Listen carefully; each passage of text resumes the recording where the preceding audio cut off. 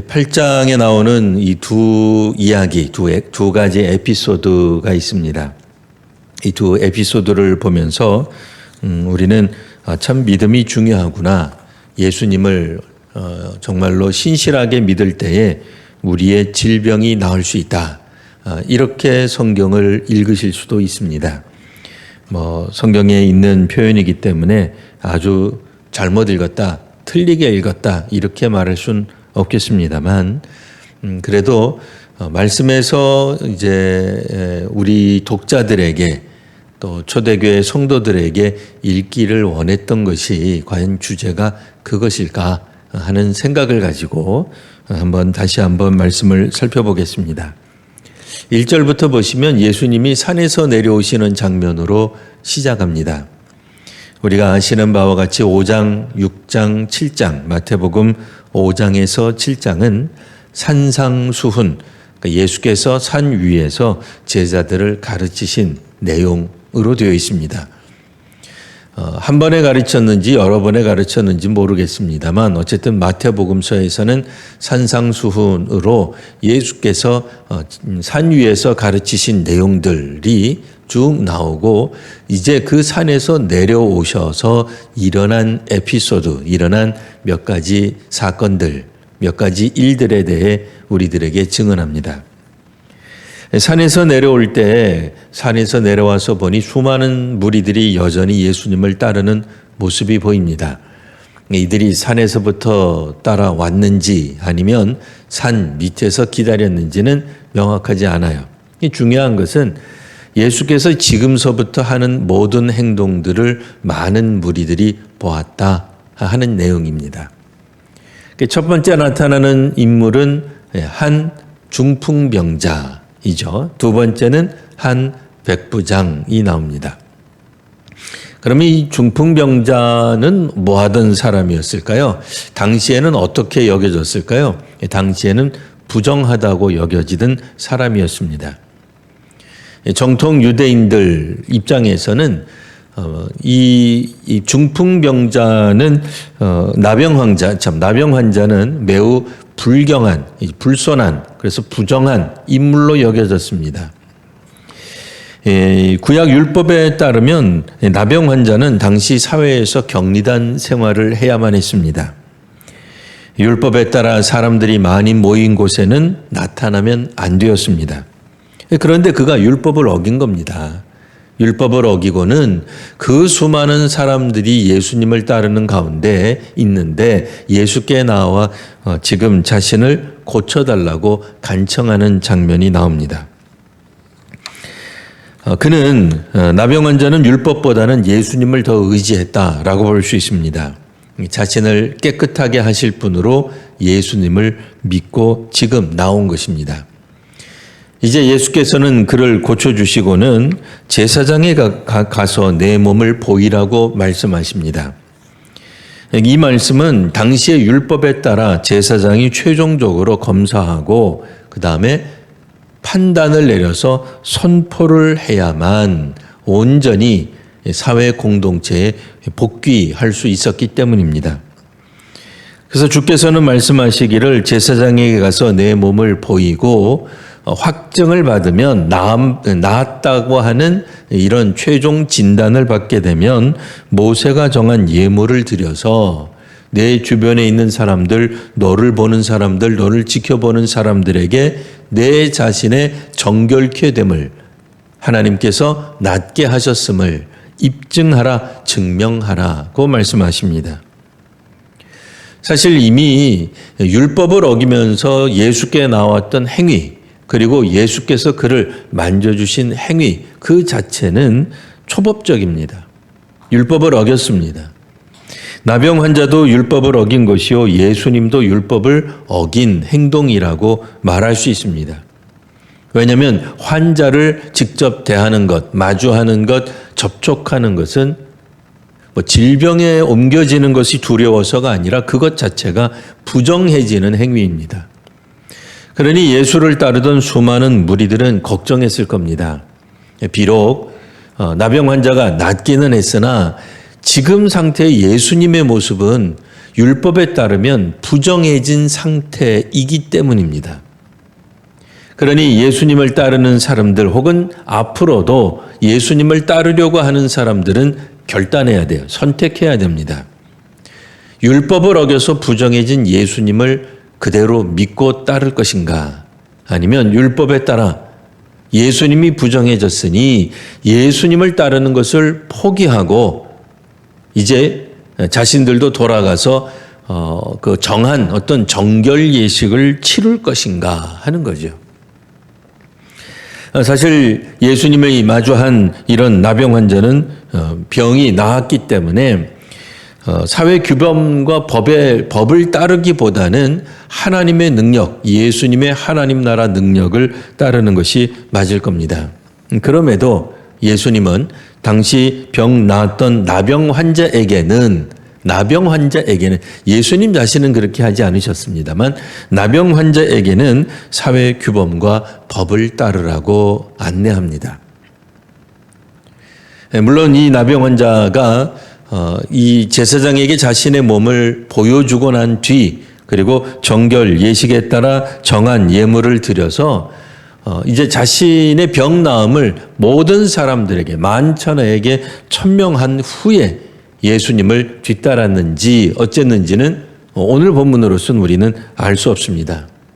다만 이제 예수님의 이 질병 고쳐주시는 사역을 통해 사건을 통해 기적을 통해 병이 나은 이 나병 환자는 초법적으로 어떻게 보면 율법을 뛰어넘는 놀라운 역사가 일어났지만 그래도 당시의 사회규범 그리고 법 질서 아래서 그 자신의 정결함을 먼저 확인한 후에 그 다음에 예수님을 따랐을 가능성은 있습니다.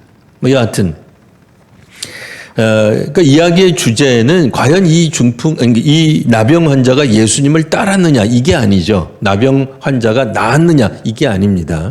이게 아니라 예수님을 기다렸던 사람은 당시의 율법에 따르면 부정해진 사람. 그래서 그를 만나는 것조차도 멀리했던 그 나병 환자가 사람들 가운데 나타났고 무리들 사회 가운데서 예수께 나아가 예수님으로부터 고침을 받았다. 예수님은 나병 환자를 만나주셨다라고 하는 겁니다. 자, 이제 두 번째는 가버나움에 들어가시니 한 백부장이 나와 간구합니다. 그 간구하는 내용은 나에게는 중풍병에 걸린 하인이 있습니다. 하인을 좀 낫게 해 주십시오 하는 내용입니다. 자, 여기서 이제 중요한 인물은 백부장이죠. 왜냐하면 백부장에게 먼저 마태복음은 우리들로 하여금 주목하게 만듭니다. 이 백부장이 누굽니까? 로마 사람이죠. 그러면 율법에 따르면 이방인은 특별히 로마인을 포함한 이방인은 어떤 존재? 부정한 존재입니다. 앞서 나왔던 나병 환자도 율법에 따르면 부정한 사람이고 율법에 따르면 지금 만나고 있는 백부장 로마 사람 로마인도 부정한 인물입니다. 유대인들은 밖에 나가 이방인을 마주하게 되면 집에 들어와 반드시 씻었습니다. 그만큼 율법을 철저하게 지켰다라는 말입니다. 자, 그리고 나서 예수님과 이 백부장 사이에 몇 가지 대화가 일어나죠. 그 백부장의 답을 들은 예수께서 다음과 같이 말씀하셨습니다. 10절 이스라엘 중 아무에게서도 이만한 믿음을 보지 못하였다. 나중에라도 이스라엘 백성들 가운데서 백부장만한 믿음이 있는 사람들이 출현했겠죠. 나타나지 않았을 리가 있겠습니까? 이스라엘 사람들인데요. 그들이 누굽니까? 구약시대 때부터 하나님이 택하신 백성이요. 율법을 잘 알고 있는 사람들이기 때문에 지금 이 백부장이 보여주는 그런 예수님에 대한 신뢰, 예수님을 믿는 이 모습보다 훨씬 더 위대하고 출중하고 뛰어난 모습을 보여준 사람이 왜 없겠습니까? 하지만 지금 예수께서는 주를 따르는 수많은 사람들, 또 다른 그 수많은 사람들이 가버나움까지 따라왔는지 안 나왔는지는 안 나타나지만 오늘 본문을 읽으면 산 아래에 내려오셔서 많은 사람들이 예수님을 따랐고 또 이 나병 환자를 고쳐주는 장면을 수많은 사람들이 목격합니다. 그리고 이 백부장을 만나는 장면도 수많은 사람들이 목격했을 겁니다. 자, 그런데 이 백부장이 보여준 이 놀라운 예수님에 대한 신뢰, 믿음으로 예수께서는 이렇게 말씀하셨던 거죠. 이스라엘 중 아무에게서도 이만한 믿음을 보지 못했다. 벌써 이 말씀부터 듣는 이스라엘 사람들, 유대 사람들은 뭔가 좀 예수님이 조금 우리에게 좀 부당한, 불손한, 우리 기분 나쁘게 하는 말은 하지 않을까 하는 우려가 떠오릅니다. 백부장 만나는 사건부터가 먼저 잘못된 건데 결국 예수님이 백부장을 기뻐하시면서 백부장을 인정하시면서 이스라엘 사람 중에서는 없는데 이 이방인 로마 사람을 이렇게 지켜 세우다니 하는 살짝 기분 나쁨이 들 수 있는 내용이죠. 11절 동서로부터 여기저기죠. 이거는 이스라엘을 넘어서는 지명을 뜻하는 거죠.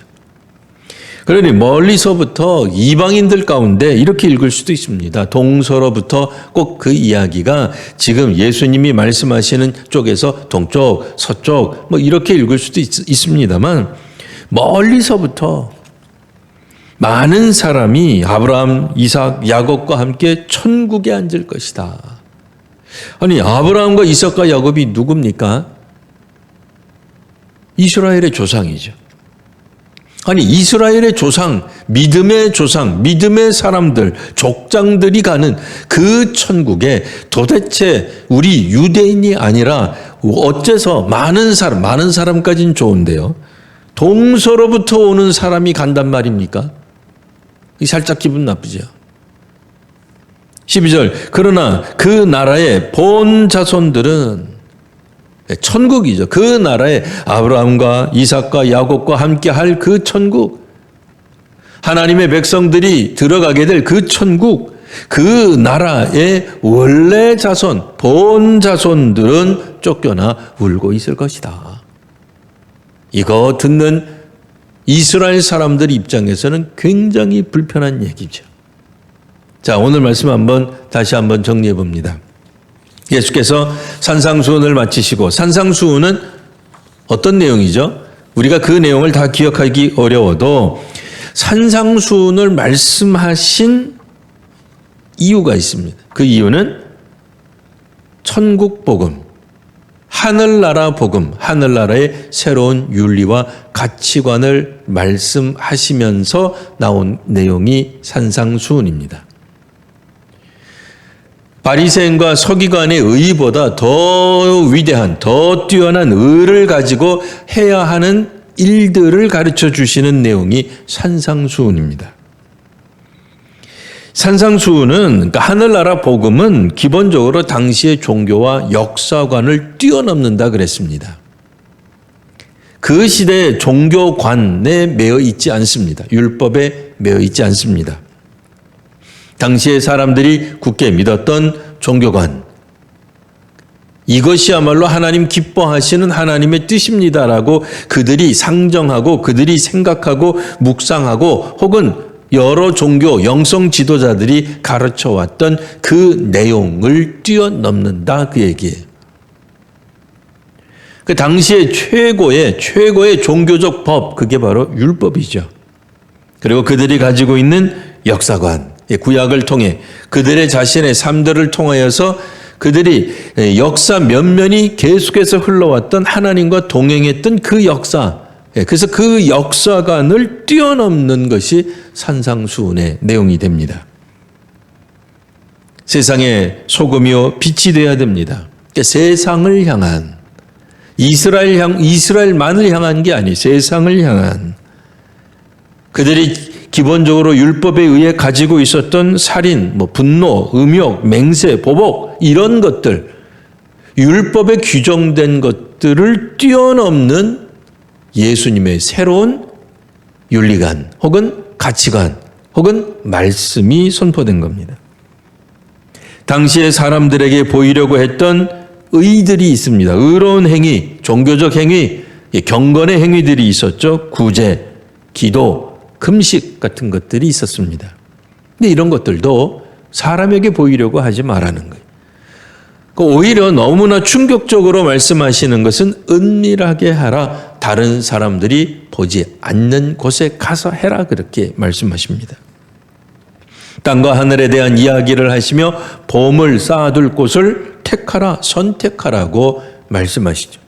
땅을 택할 것인지 하늘을 택할 것인지, 땅에 지금도 있는 그 율법을 택할 것인지, 아니면 새롭게 선포되는 하나님 나라의 복음을 택할 것인지, 이스라엘 사람들, 특별히 예수님을 따르는 사람들은 이제 선택해야 됩니다.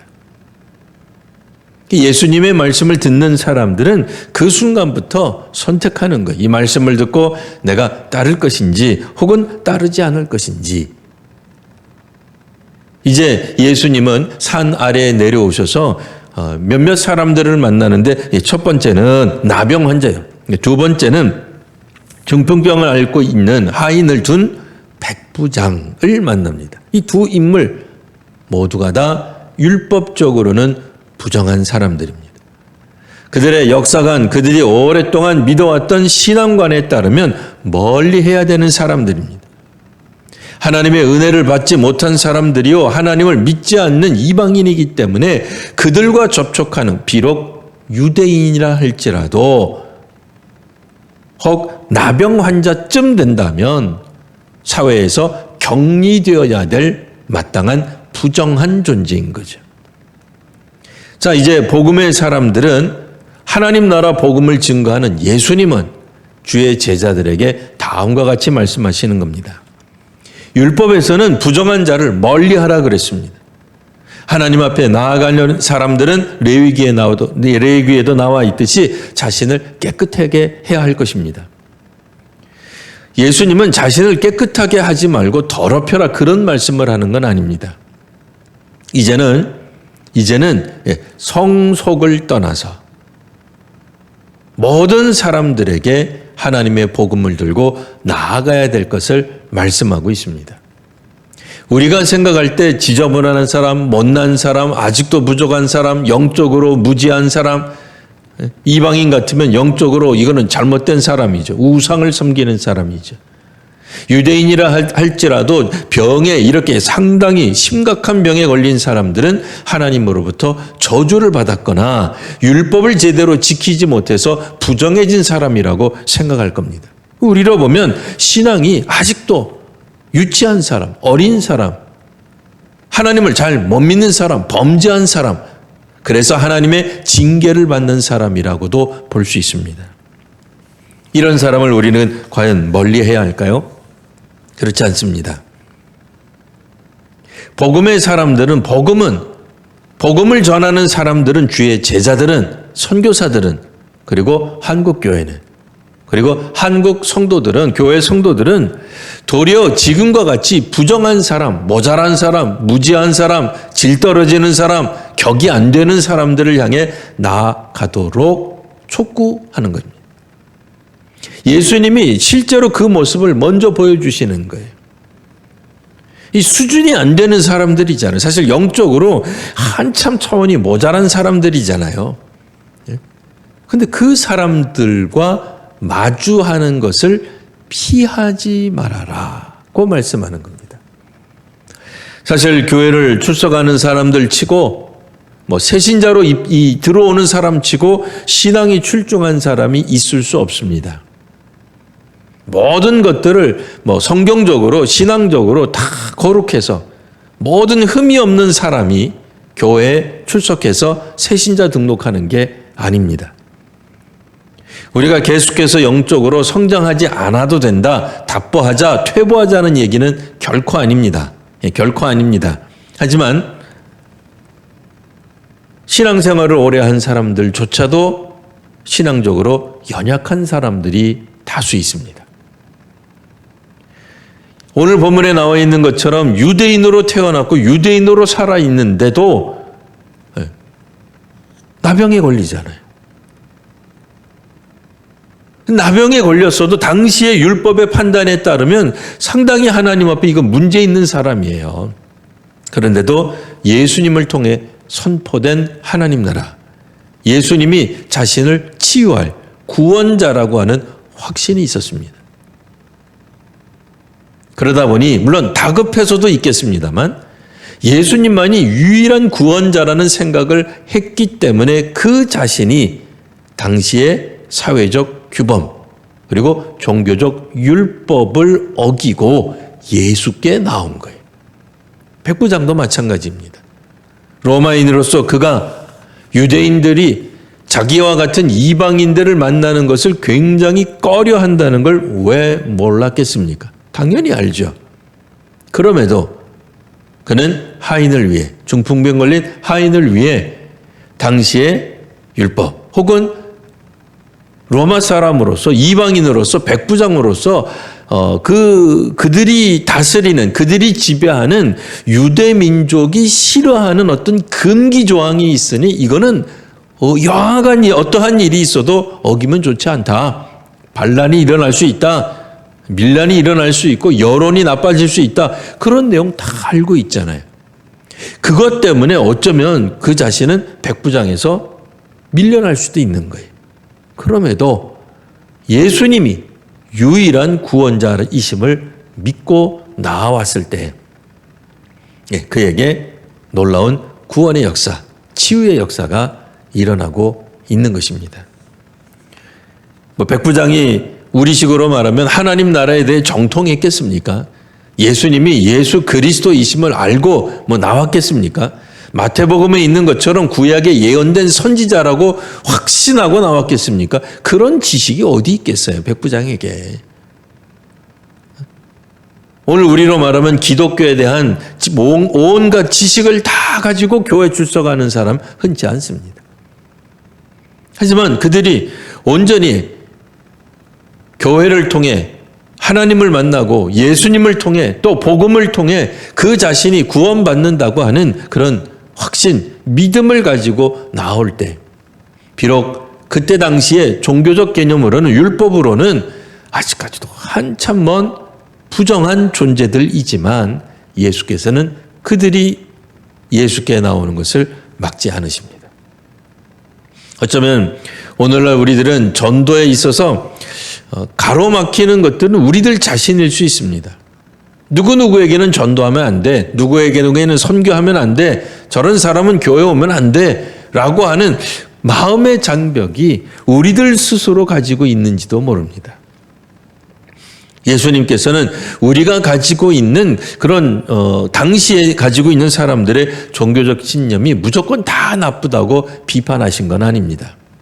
하지만 예수님을 따르려고 하는 것은 당시에 있었던 유대교에서 조금 더 나아간 어떤 헌신 그 정도가 아니라는 거예요. 완전히 다른 어떤 측면에서 보면 지금까지 그들이 믿어왔던 유대교 전통과는 완전히 다른 하나님 나라의 복음에 대한 이야기를 지금 하고 계시는 겁니다. 예수님은 이처럼 말씀도 그러니까 가르치시기도 하고 직접적으로 행동하시면서 활동하시면서 이렇게 하나님 나라 복음을 증언하였던 것입니다. 오늘날 예배당은 물론 교회와 또 어떤 그런 교회 관련 활동으로만 사용되기 위해서 만들어진 건물이 맞습니다. 분명히 그렇죠.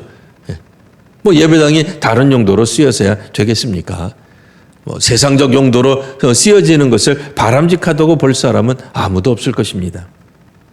하지만 때로는 예배당이라고 한다 할지라도 믿지 않는 사람들을 위한 어떤 특별한 공간으로 우리가 사용될 수도 있겠다 하는 생각을 해볼 수 있습니다. 특별히 우리 믿는 사람들 가운데 성도님들은 주일을 제외한 나머지 월요일에서 토요일 이 기간 동안은 온전히 어떤 측면에서 보면은 세상 사람들 속에서 살아갑니다. 세상 사람들을 만나고 믿지 않는 사람들을 만나고 그들과 교제하고 그들과 거래하고 그들과 함께 공부하고 그들과 함께 일도 하며 살아가는 거예요.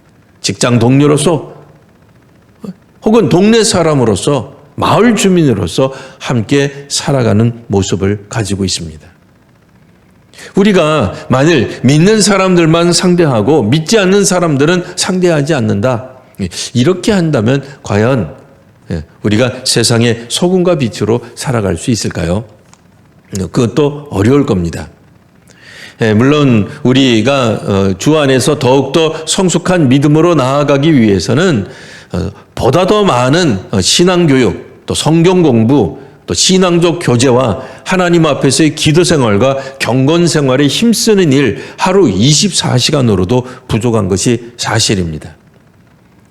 하지만 참으로 오늘 우리들이 세상 속에서 살아가려고 한다면 또 한편으로는 상당한 시간을, 그러니까 우리가 공을 들여서 전적으로 주의 깊게 믿지 않는 사람들과 신중하게 시간을 보내는 일도 필요하겠다라고 우리가 생각해 볼 수 있습니다.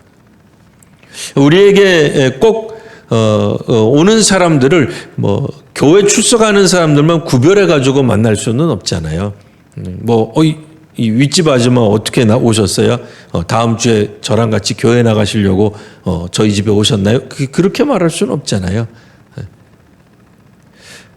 예수님처럼 오늘날 우리들은 그런 기적을 베풀지 않기 때문에 우리에게 이렇게 찾아올 사람들은 흔치는 않을 것입니다. 하지만 우리들 스스로도 우리 스스로 부정하다고 생각되는 사람들, 이런 사람들을 너무 구별해서 벽을 치고 담을 치고 선을 그어서 도무지 만나지 않는다고 한다면 어떤 형태로든지 복음이 증거될 그런 가능성은 없을 것입니다. 예수께서 보여주시는 이런 특별한 행동들을 통해 하나님 나라의 이런 가치관, 또 하나님 나라의 복음이 갖는 특성들, 예수님의 제자들이 가져야 되는 삶의 태도들에 대해서 다시 한번 생각해보는 귀한 시간 되시기를 바랍니다.